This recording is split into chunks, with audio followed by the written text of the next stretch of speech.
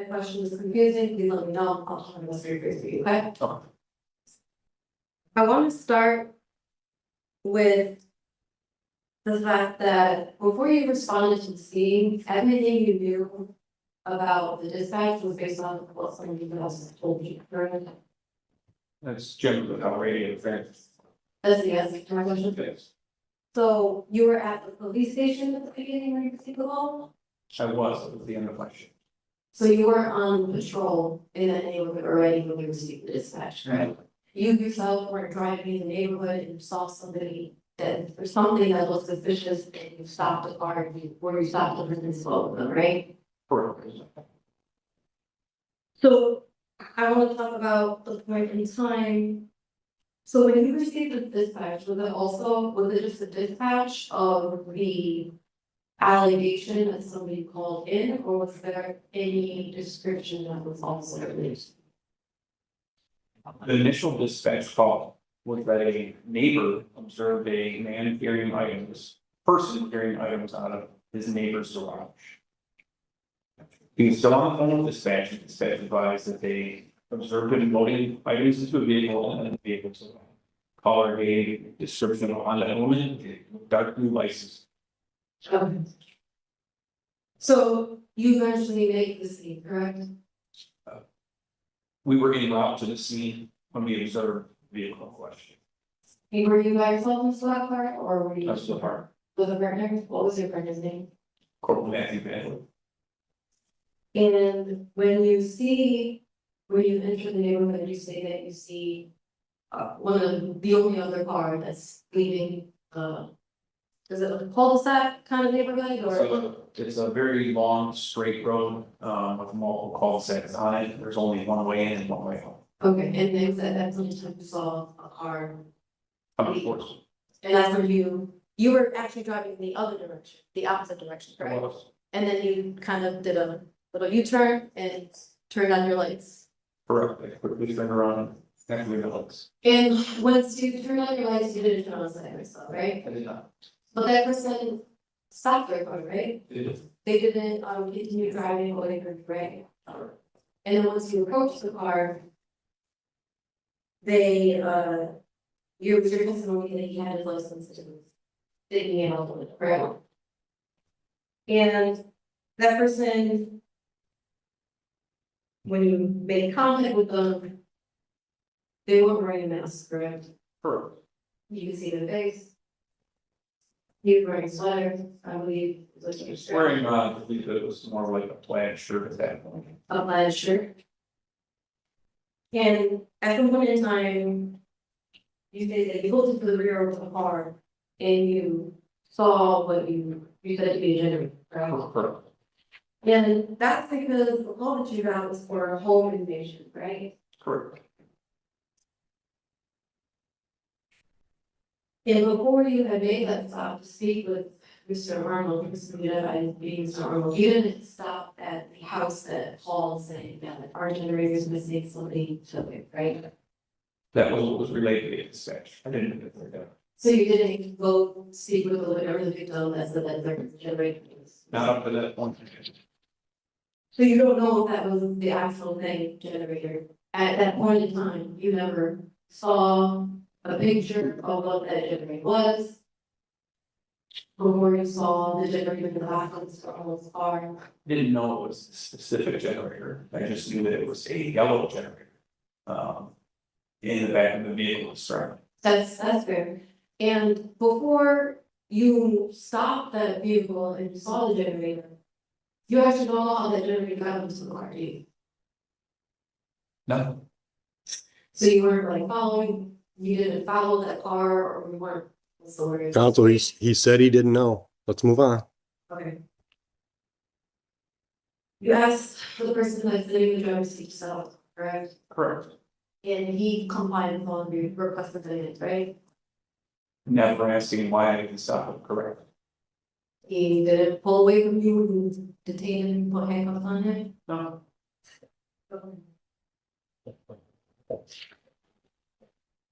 And before making that arrest, you did not get a chance to watch the other camera footage, did you?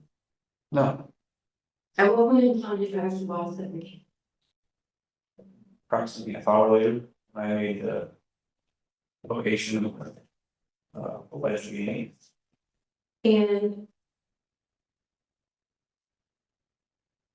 the time that you stopped the car that Mr. Arnold was in, he's not, you don't see him walking around on the sidewalks of the house, trying to open car doors, do you? No, it's right. He's driving, you don't see him walking. Counsel, you're wasting time. You're wasting time. The record's been made. He's testified to all that. I didn't observe. He's testified. He was driving one way, the car was coming the other way, he did a traffic stop, and that's where he met Mr. Arnold. So obviously, he didn't see him walking down the street. He saw him driving a car. I understand this. Then move on. Move on. So it's your testimony that you searched the car, correct? And I did. And you searched the bags or the cross item, I searched every storage of that car. and the thing in like the containers, correct? Yes. And in that crossbody bag, that's where you say you found items that were reported missing, correct? I'm sorry, what was that car? That were reported missing. In the rear portion of the car, there was a large amount of tools. And initially, what was reported missing was the generator. So you had no idea about headphones or change that had been. No. I'm gonna object, Judge. How's that relevant? What's the relevance? The charge that he's charged with is recording the headphone. And Oh, it's relevant that they were in his possession, but it's not relevant whether or not he was looking for them when he stopped and went through the car. How's that relevant? same fact and circumstance that provided him the problem cause that was necessary to stop Mr. Arnold is not even the charges that Mr. Arnold is brought up against for today, but he had an opportunity. It doesn't matter. It doesn't matter. Counsel, he could have been dispatched to a shooting in progress and stopped a car that matched the description and found contraband that had nothing to do with the shooting. That's not relevant. They can't only arrest people for the charge they're going to investigate. Move on. There was no identifying information related to Mr. Arnold that he found in that bag that he searched, correct? No. No further questions. Anything else? Not Smart move. You can step down, officer. Thank you. Do the people have any other witnesses today? Judge, the only other witness would be, in regards to Officer Berry, who can essentially testify, as an offer of proof would be him testifying as to the photos that he took of the. If you want to make another stab to get them in, you better lay some more foundation. I understand. Yep, we'll call Officer Berry then. And it'll be very brief, Judge.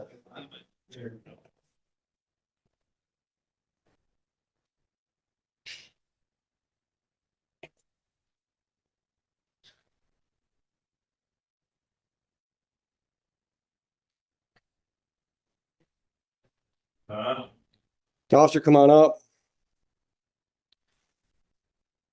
Raise your right hand, swear affirm, tell the truth, the whole truth, nothing but the truth today. I do. Come on up, watch your step on my ramp, settle in the chair. Proceed, Mr. Muhammad.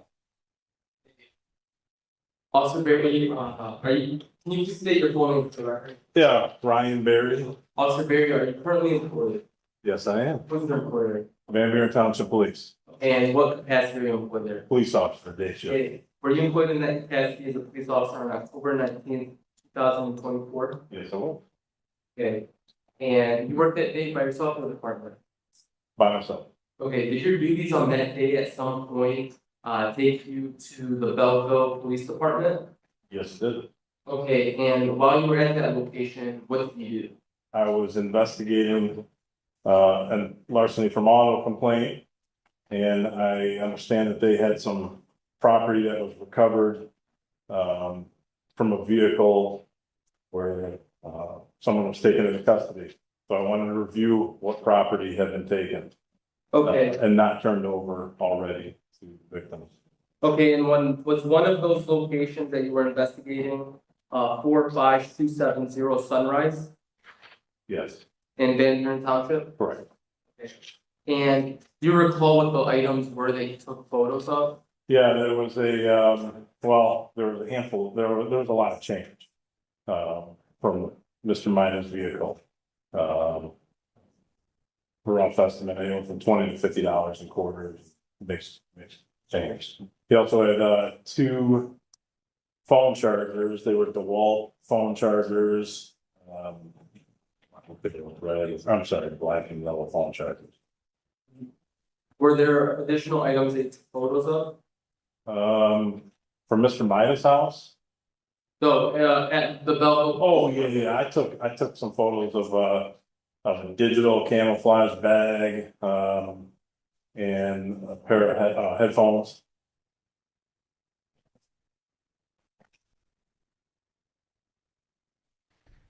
Thank you. Wasn't reviewed lately.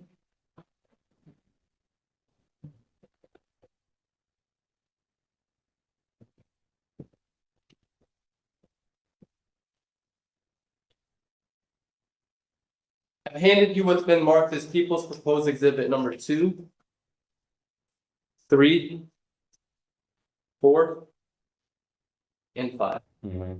Let's start with number 2. Do you recognize it? I do, How do you recognize it? photograph this, You what? photographed it, Okay. yeah, And does that appear to be a fair and accurate depiction of the items that you took photo of? yes, Does it appear to be altered or manipulated in any way? no, Okay, Judge, the people would move into evidence, proposed exhibit number 2. Ms. Farage. That'll come in. And what is it exactly?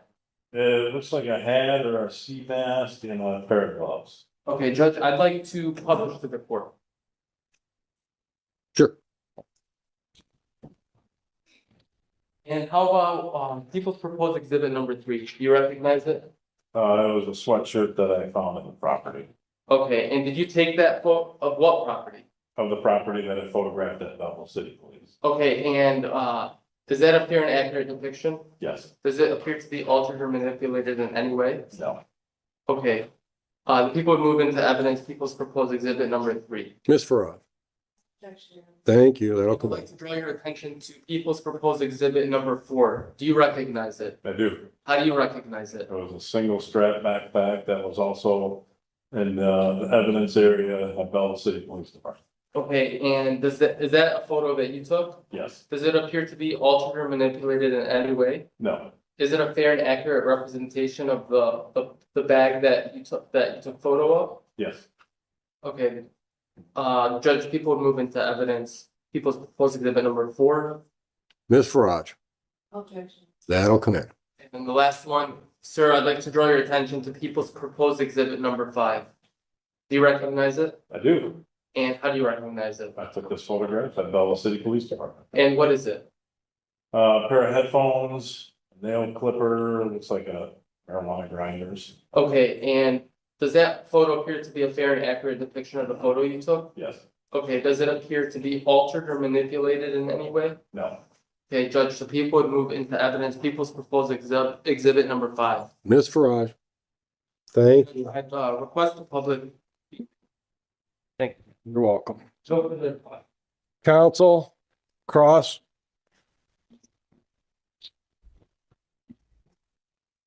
Good afternoon, Absolutely. Officer Barry. yes, ma'am. And at any point in time, I'm just using the real knowledge and let's do it. Okay. So. You just, how did you come in contact with the evidence? Earlier that morning, well, I'll start from the beginning. Belleville City Police is dispatched through our dispatch on the same radio channel. Earlier that morning while I was in roll call, I understand that they were sent on a home invasion within their jurisdiction. Where they had taken a male into custody and located a lot of stolen property. So when I started to get the call for the larceny from auto from Mr. Midas' house, I didn't exactly know at that point that this could be connected, but I started to work to see if I could find any suspect information or any cameras, and I did an area canvas. And were you able to locate any cameras? I got a camera from Mr. Peterson's home, some video clips that he provided me. And then Miss O'Neill later in the day, while I was doing an area canvas in the neighborhood, I was notified by Lieutenant Abdullah that she had also been a victim of a larceny from auto, either that night or the earlier that morning. So when I made contact with her, I was able to get some video clip from her as well. Okay, that's great. So speaking about Miss O'Neill, you had a chance to speak with her, correct? Yes, And she was able to describe to you what she believed was taken out of her vehicle. you're right. And is, Your Honor, do you mind if I? No, Thank you. whatever one you need. Permission to approach the witness, yeah? Sure. I'm showing you what has been identified as People's Exhibit 5. It's your testimony today that you took that photo, correct? Mhm. And when you spoke with Ms. O'Neill, she had an opportunity to describe the headphones that she lost, right? Correct. She described them as the ones that are being like over the head. Yes, Those are not really, those those are not those headphones, correct? correct. Thank you, Your Honor. He said that these are not the headphones that were described. I got you.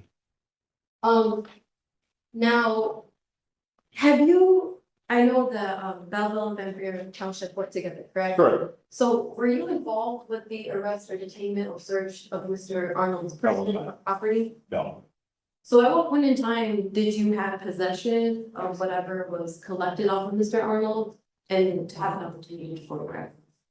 I'm sorry, say it again. When I had possession of it? Yeah, so those photos weren't taken on the scene, were they? No, that was at the Belleville City Police Department. Okay, Yeah. so did like all the evidence come in like a box and you just kind of like put them on? No, they- Belleville City Police stores all their property, in their Sally Port, in a gated area in Sally Port. Thinking that this may be connected down the road, or if I were able to get some additional, victims, I went to their station and photographed that in the station.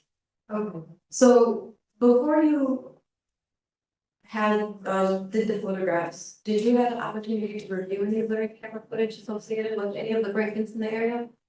I saw, no, I did not, no video camera. So is all you know, so you're just looking for those of the whole time? Just part of my investigation. Mr. Mohammed, any further questions for this officer? So can I see those exhibits?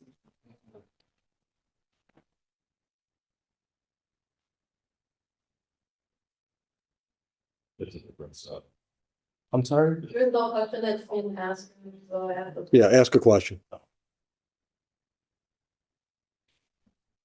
So people's proposed exhibit number 5, whose headphones are those? Couldn't tell you. Okay, did you learn whether or not, did you provide the victim with her headphones?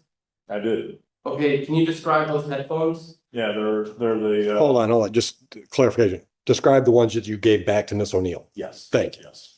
They're a one-piece headphone. They're the ones that wrap around your neck and have that band that holds on.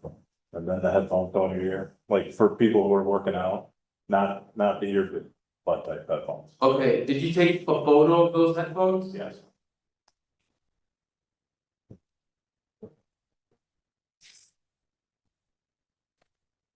Okay. And where did you get those headphones from, the ones that you recovered and provided to the victim? In the evidence box that they had in the Sally Port of Belleville City Police Department. Okay. And did you provide those photos, what did you do with those photos that you took a photo I of? uploaded those to the evidence server along with my case report. Understood. It's not really here. It's not really not fun.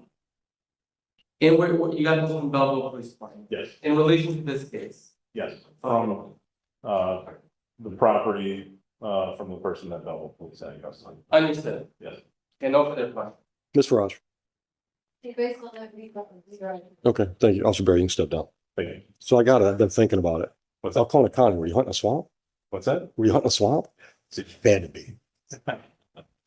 Judge, no further questions.